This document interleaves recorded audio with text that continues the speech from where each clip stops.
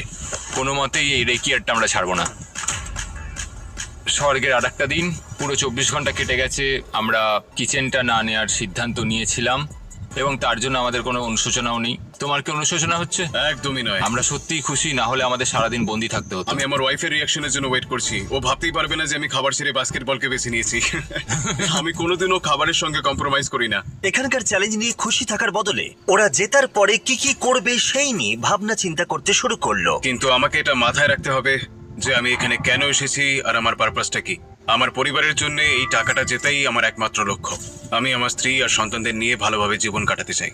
তাই আমাকে এটা জিততেই হবে, কারণ সবাই আমার উপরে নির্ভর করে রয়েছে। তুমি খুব ভাগ্যবান যে তোমার একটা বউ আর বাচ্চা আছে।